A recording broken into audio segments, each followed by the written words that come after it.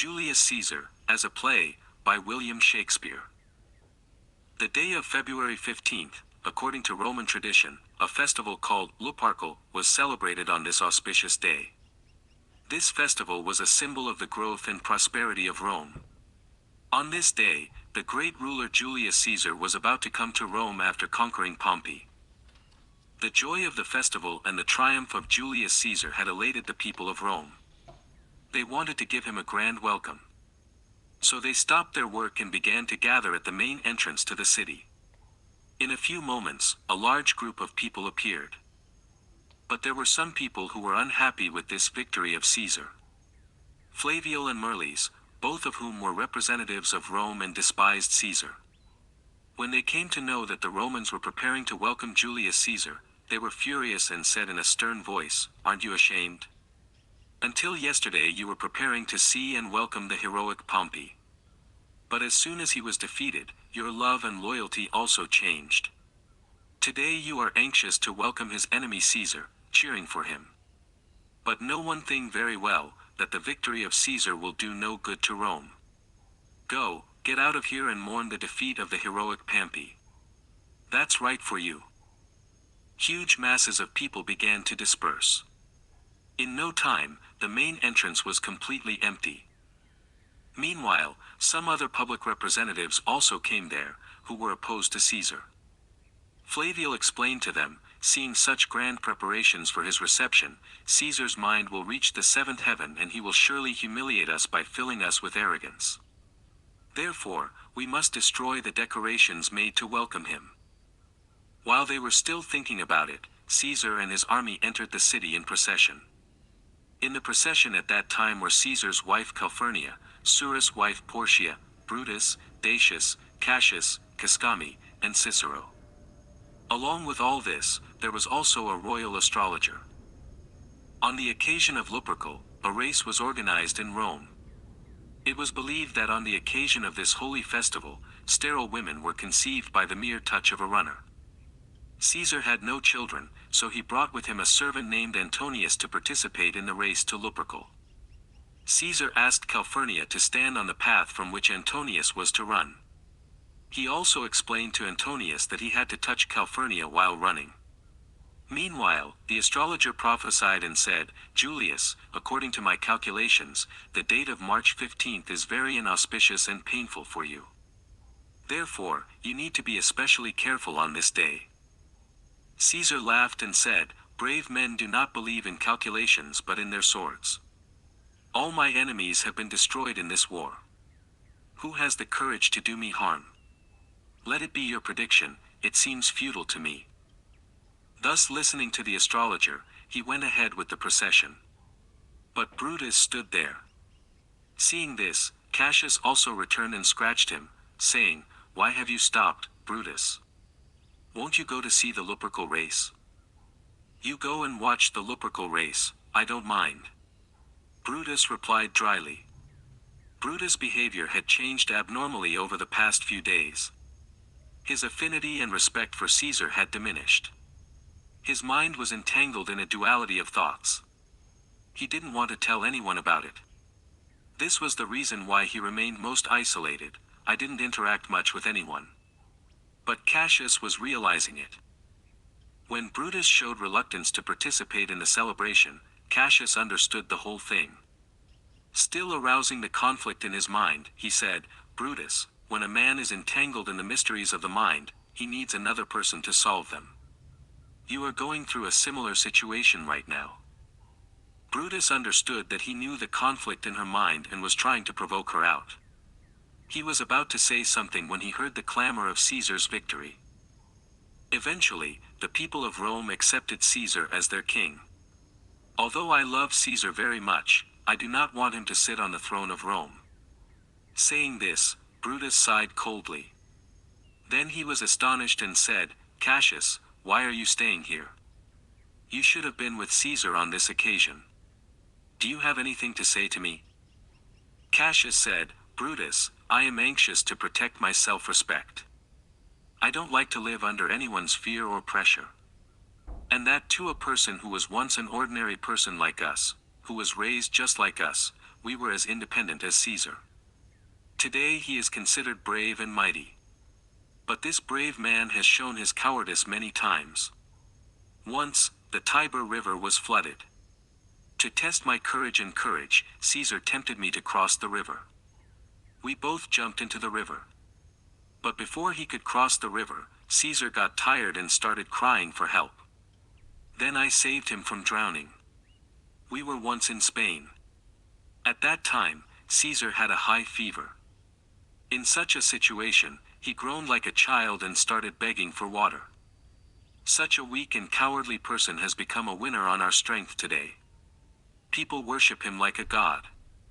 It is not a game of fate but our inaction that despite being powerful, we are its slaves, while there is no difference between him and us.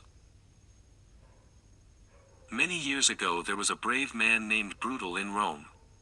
He did not accept the dominion of the Roman king. In his eyes, the kingdom of the king of Rome was like the kingdom of Satan. Even though you belong to the family of the same brave Brutal, you still respect Caesar and accept his dominion. What could be more humiliating for us than this?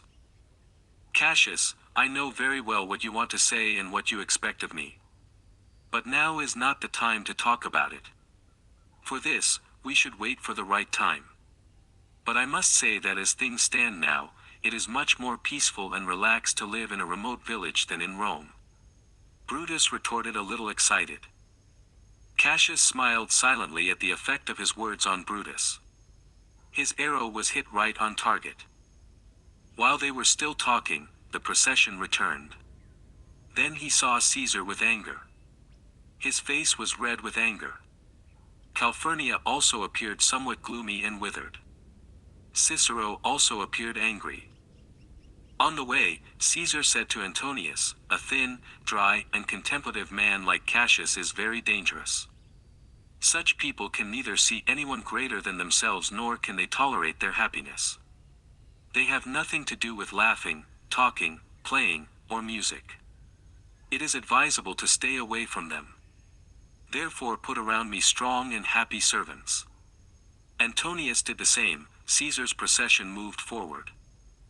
Since Cassius and Brutus did not attend the celebration, they asked Casca to tell them everything. Casca said, "In the celebration, Antonius presented Caesar with the crown 3 times, but 3 times Caesar returned it honorably. This pleased the people of Rome. People clapped and tossed hats. That's when Caesar began to suffocate due to overcrowding. He foamed at the mouth and rolled over unconscious. But before he fell, he had taken off his tunic and told the public that she could cut off his head if she wanted. His words fascinated the attendees. On the other hand, he removed Flavial and Marlus from service because they had committed the crime of destroying the decorations of his statues. Brutus knew that Caesar was a patient of hysteria. So, he did not respond. But Cassius said sarcastically, "We have more of a fall than Caesar." Cassius knew that Brutus was a straightforward and gentleman. He can be easily caught in his trap. But he also feared that Brutus, being Caesar's most confidant and closest, was honest with him.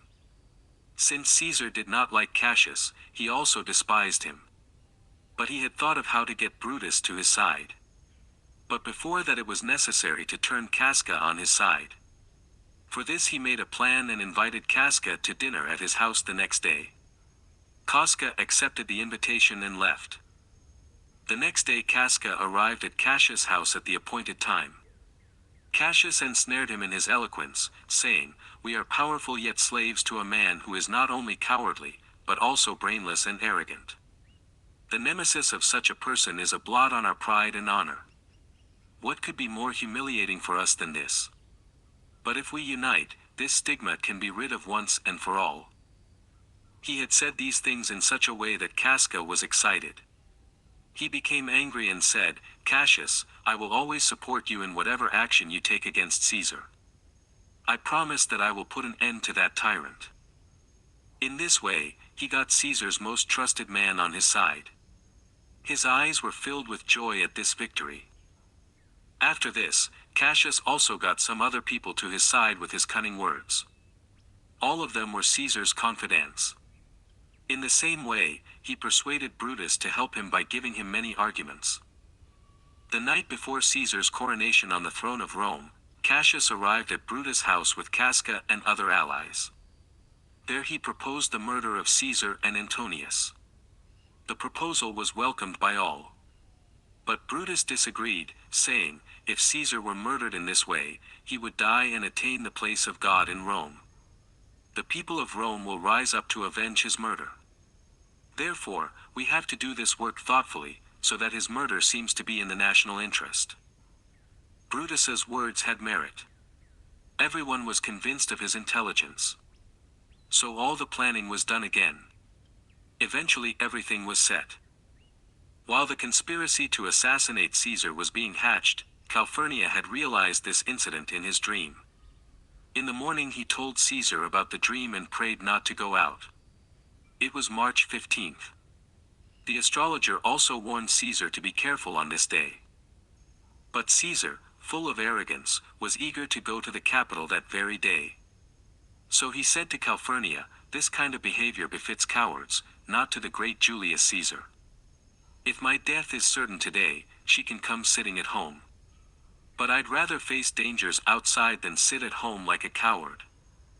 Calphurnia grabbed her feet and cried, no matter how many arguments you make, I won't let you go anywhere.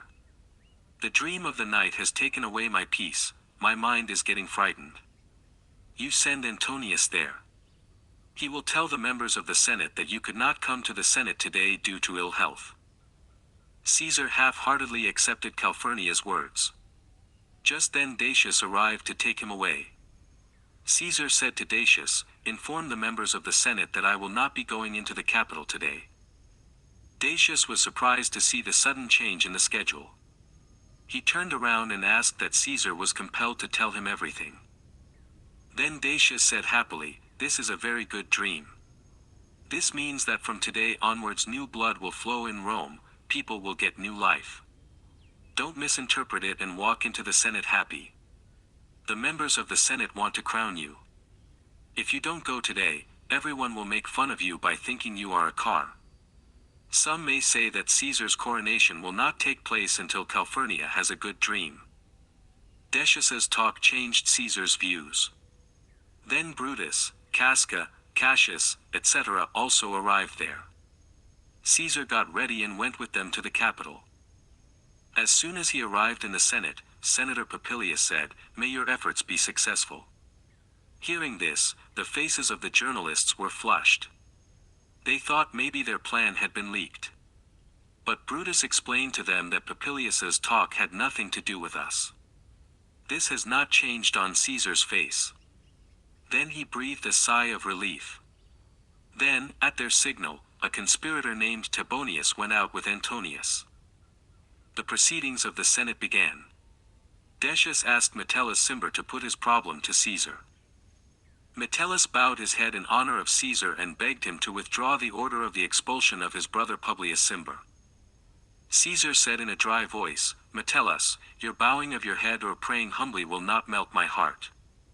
There is no need for you to show courtesy wrapped in deceit like this.